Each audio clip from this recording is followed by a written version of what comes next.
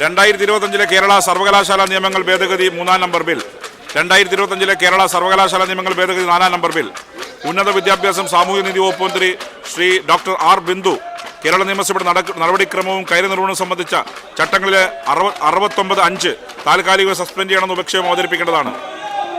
Sir, 2025 സർവകലാശാല നിയമങ്ങൾ ഭേദഗതി 4-ാം നമ്പർ ബിൽ ഇന്ന് സഭ മുമ്പാകെ അവതരിപ്പിക്കുന്നതിനായി കേരള നിയമസഭയുടെ നടപടിക്രമവും കാര്യനിർവഹണവും സംബന്ധിച്ച ചട്ടങ്ങളിലെ ചട്ടം 69(5) വ്യവസ്ഥകൾ താൽക്കാലികമായി സസ്പെൻഡ് ചെയ്യുന്നതിന് ഈ സഭ തീരുമാനിക്കുന്നു എന്ന ഉപക്ഷേപം ഞാൻ അവതരിപ്പിക്കുന്നു. ഉപക്ഷേപത്തെ പിന്താങ്ങേണ്ടതാണ്. ഉപക്ഷേപം സഭ അംഗീകരിച്ചിരിക്കുന്നു. ഉന്നത വിദ്യാഭ്യാസം സാമൂഹ്യനീതി വകുപ്പ് മന്ത്രി ഡോക്ടർ ആർ ബിന്ദു 2025 സർവകലാശാല നിയമങ്ങൾ ഭേദഗതി 3-ാം നമ്പർ ബിൽ, 2025 സർവകലാശാല നിയമങ്ങൾ ഭേദഗതി 4-ാം നമ്പർ ബിൽ എന്നിവ അവതരിപ്പിക്കേണ്ടതാണ്.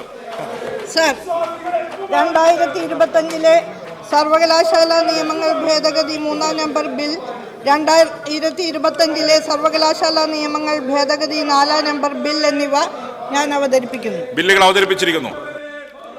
ഉന്നത വിദ്യാഭ്യാസം സാമൂഹ്യനീതി വകുപ്പ് മന്ത്രി ഡോക്ടർ ആർ ബിന്ദു 2025 സർവകലാശാല നിയമങ്ങൾ ഭേദഗതി 3-ാം നമ്പർ ബിൽ, 2025 സർവകലാശാല നിയമങ്ങൾ ഭേദഗതി 4-ാം നമ്പർ ബിൽ എന്നിവ വിദ്യാഭ്യാസം സംബന്ധിച്ച സബ്ജക്ട് കമ്മിറ്റി 6-ന്റെ പരിഗണന കേൾക്കുന്ന ഉപക്ഷേപം അവതരിപ്പിക്കേണ്ടതാണ്. സർ, ഉന്നത വിദ്യാഭ്യാസ മേഖലയിൽ അവതരിപ്പിക്കണം. ഉപക്ഷേപം അവതരിപ്പിക്കുക. സർ, 2025 സർവകലാശാല നിയമങ്ങൾ ഭേദഗതി 3-ാം നമ്പർ ബിൽ, 2025 സർവകലാശാല നിയമങ്ങൾ ഭേദഗതി 4-ാം നമ്പർ ബിൽ എന്നിവ വിദ്യാഭ്യാസം സംബന്ധിച്ച സബ്ജക്ട് കമ്മിറ്റി 6-ന്റെ പരിഗണനയ്ക്ക് അയക്കണമെന്ന ഉപക്ഷേപം ഞാൻ അവതരിപ്പിക്കുന്നു. ഉപക്ഷേപത്തെ പിന്താങ്ങേണ്ടതാണ്. ബഹുമാനപ്പെട്ട മിനിസ്റ്റർ, ഉന്നത വിദ്യാഭ്യാസ മേഖലയിൽ സമഗ്ര പരിഷ്കരണങ്ങളുടെ 4 വർഷങ്ങളാണ് ഇപ്പോൾ നാം പിന്നിട്ടുള്ളത്. ഉന്നത വിദ്യാഭ്യാസ മേഖലയിൽ ഈ സർക്കാർ അധികാരത്തിൽ വന്നതിന് ശേഷം നടപ്പാക്കിയ പരിഷ്കാരങ്ങളെല്ലാം തന്നെ വിദ്യാർത്ഥികൾക്ക് അവർക്ക് അവകാശപ്പെട്ട സേവനങ്ങൾ ഏറ്റവും വേഗതയിലും ഗുണമേന്മ ഉറപ്പാക്കിയും ലഭിക്കുന്നതിനു വേണ്ടി രൂപീകരിച്ചവയായിരുന്നു. പരീക്ഷകളും മൂല്യനിർണ്ണയവും ഫലപ്രഖ്യാപനവുമെല്ലാം വേഗത്തിലും സമയനിഷ്ഠയോടെയും നടപ്പാക്കാൻ സാധിച്ചിട്ടുണ്ട്. തൊഴിലും വിദ്യാഭ്യാസവും തമ്മിലുള്ള ബന്ധം ശക്തിപ്പെടുത്തിക്കൊണ്ട് ജോബ് റെഡിനെസ് നല്ല നിലയിൽ മുന്നോട്ട് കൊണ്ടുപോകുന്നതിനും ഗവേഷണോന്മുഖ പ്രവർത്തനങ്ങളെ പ്രോത്സാഹിപ്പിക്കുന്നതിനും സാധ്യമാകുന്ന 4 വർഷ ബിരുദ പ്രോഗ്രാമിൻ്റെ കരിക്കുലവും സിലബസും സമയബന്ധിതമായി തയ്യാറാക്കി സംസ്ഥാനത്തെ സർവകലാശാലകളിൽ നടപ്പാക്കുക, പ്രവേശന പ്രക്രിയ കൃത്യമായി പൂർത്തീകരിക്കുക, പരീക്ഷകളുടെ നടത്തിപ്പും മൂല്യനിർണ്ണയവും ഫലപ്രഖ്യാപനവും കാലതാമസമില്ലാതെ നടപ്പാക്കുക, വിദ്യാർത്ഥികളുമായി നേരിട്ട് ബന്ധപ്പെടുന്ന സർവകലാശാലയുടെ പ്രവർത്തനങ്ങൾ ഡിജിറ്റൽ സാങ്കേതിക വിദ്യയുടെ സഹായത്തോടെ വേഗത്തിലാക്കുക, ബിരുദാനന്തര ബിരുദ കരിക്കുലവും എഞ്ചിനീയറിംഗ് കരിക്കുലവും ബി.എഡ് കരിക്കുലവും പരിഷ്കരിക്കുന്നതിനുള്ള നടപടികൾ സ്വീകരിക്കുക എന്നിങ്ങനെ ഉന്നത വിദ്യാഭ്യാസ രംഗത്തെ കാലോചിതമായി പരിഷ്കരിക്കുന്നതിനുള്ള നടപടികളെല്ലാം തന്നെ ഈ കാലഘട്ടത്തിൽ പൂർത്തീകരിക്കാൻ സാധിച്ചിട്ടുണ്ട്. 4 അഫിലിയേറ്റിംഗ് സർവകലാശാലകളിലും 3 യൂണിറ്ററി സർവകലാശാലകളിലും 1 ഓപ്പൺ സർവകലാശാലയിലും ഒരേ സമയം മുഴുവൻ ബിരുദ പ്രോഗ്രാമുകളും 4 വർഷ ബിരുദ പ്രോഗ്രാമുകളായി പുനഃസംഘടിപ്പിക്കുന്നതിന് സാധിച്ചിട്ടുണ്ട്. ഇതെല്ലാം തന്നെ സർവകലാശാലയിലെ അക്കാഡമിക് കമ്മ്യൂണിറ്റി, അധ്യാപകരും ജീവനക്കാരും ഒന്നുചേർന്ന് നടത്തിയ കൂട്ടായ ശ്രമത്തിൻ്റെ ഭാഗമായിട്ടാണ് സാധിച്ചിട്ടുള്ളത്. ഇത്തരത്തിലുള്ള ഒരു പാരഡൈം ഷിഫ്റ്റിലേക്ക് ഉന്നത വിദ്യാഭ്യാസ മേഖലയെ നയിക്കുന്നതിനും ഗുണമേന്മ വർധനവിലൂടെ നാക് അക്രഡിറ്റേഷനിലും NIRF റാങ്കിങ്ങിനുമെല്ലാം മികച്ച ഗ്രേഡുകളും റാങ്കുകളും കരസ്ഥമാക്കുന്നതിനുമെല്ലാം സർവകലാശാലകളിലെ സിൻഡിക്കേറ്റുകളടക്കമുള്ള ഭരണ സംവിധാനങ്ങൾ നൽകിയ നേതൃത്വപരമായ സഹകരണം ഈ അവസരത്തിൽ പ്രത്യേകം എടുത്തു പറയേണ്ടതുണ്ട്.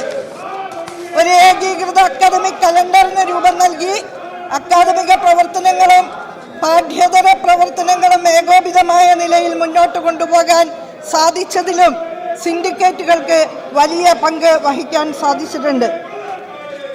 ഉന്നത വിദ്യാഭ്യാസ മേഖലയിൽ നടപ്പാക്കുന്ന പരിഷ്കാരങ്ങൾ പ്രാബല്യത്തിൽ വരുത്തുന്നതിന് സർവകലാശാല നിയമപ്രകാരം ഇപ്രകാരമുള്ള Yes. വിവിധ സംവിധാനങ്ങൾ സമയനിഷ്ഠയോടെ പ്രവർത്തിക്കേണ്ടത് ആവശ്യമാണ്.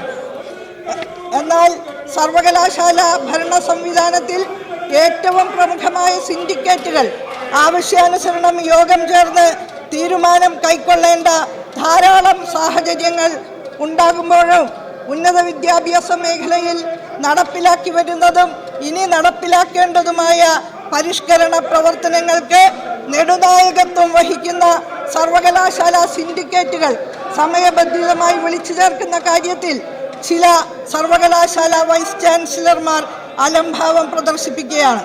നിലവിൽ സിൻഡിക്കേറ്റുകൾ 2 മാസത്തിലൊരിക്കൽ യോഗം ചേരണമെന്നാണ് ആക്ടുകളിലും സ്റ്റാറ്റ്യൂട്ടുകളിലും നിബന്ധനയുള്ളത്. അല്ലെങ്കിൽ വൈസ് ചാൻസലർക്ക് ആവശ്യമെന്ന് തോന്നിയാൽ യോഗം ചേരാനും നിബന്ധനയുണ്ട്. അതോടൊപ്പം സിൻഡിക്കേറ്റിലെ 1/3 അംഗങ്ങൾ രേഖാമൂലം ആവശ്യപ്പെട്ടാൽ 7 ദിവസത്തിനകം യോഗം വിളിച്ചു ചേർക്കുന്നതിന് വൈസ് ചാൻസലറെ ചുമതലപ്പെടുത്തുന്ന വ്യവസ്ഥ ആക്ടിൽ ഉൾപ്പെടുത്തുന്ന ഭേദഗതിയാണ് സർ ഇപ്പോൾ അവതരിപ്പിക്കുന്നത്.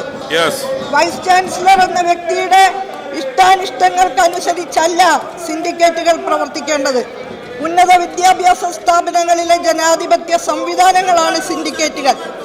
വിദ്യാർത്ഥികളും രക്ഷിതാക്കളും അടങ്ങുന്ന പൊതുസമൂഹത്തിന്റെ ഇച്ഛയ്ക്കനുസരിച്ച് ഉന്നത വിദ്യാഭ്യാസത്തെ രൂപപ്പെടുത്തിയെടുക്കാനുള്ള ഉത്തരവാദിത്തം പ്രധാനമായും ഏറ്റെടുക്കേണ്ടത് സിൻഡിക്കേറ്റുകളാണ്.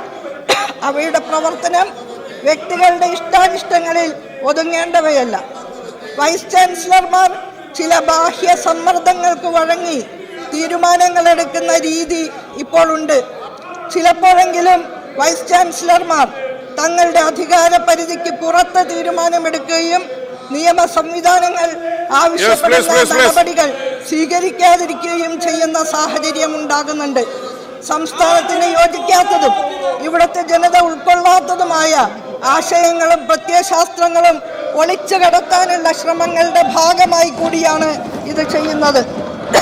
ഇത്തരം സാഹചര്യങ്ങളിൽ സിൻഡിക്കേറ്റുകൾ കാര്യക്ഷമമായി പ്രവർത്തിക്കേണ്ടത് സർവകലാശാലകളുടെ സുഗമമായ പ്രവർത്തനത്തിനും വിദ്യാർത്ഥി സമൂഹത്തിന്റെ അഭിലാഷങ്ങൾ പൂർത്തീകരിക്കുന്നതിനും അത്യന്താപേക്ഷിതമായതിനാൽ ഇവിടെ അവതരിപ്പിച്ച സർവകലാശാല ഭേദഗതി ബില്ലുകൾ പാസാക്കുന്നതിന് ആവശ്യമായ നടപടികൾ സ്വീകരിക്കണമെന്ന് ഈ സഭയോട് സവിനയം അഭ്യർത്ഥിക്കുന്നു. 2025 സർവകലാശാല നിയമങ്ങൾ ഭേദഗതി 3-ാം നമ്പർ ബിൽ, 2025 സർവകലാശാല നിയമങ്ങൾ ഭേദഗതി 4-ാം നമ്പർ ബിൽ എന്നിവ പൊതുവിദ്യാഭ്യാസം സംബന്ധിച്ച സബ്ജക്ട് കമ്മിറ്റി 6-ന്റെ പരിഗണനയ്ക്ക് അയക്കണമെന്ന് ഉപക്ഷേപത്തെ അനുകൂലിക്കുന്നവർ പ്രതികൂലിക്കുന്നവർ ഉപക്ഷേപം സഭ അംഗീകരിച്ചിരിക്കുന്നു. ബില്ലുകൾ സബ്ജക്ട് കമ്മിറ്റി 6-ന്റെ പരിഗണനയ്ക്ക് അയക്കുന്നു.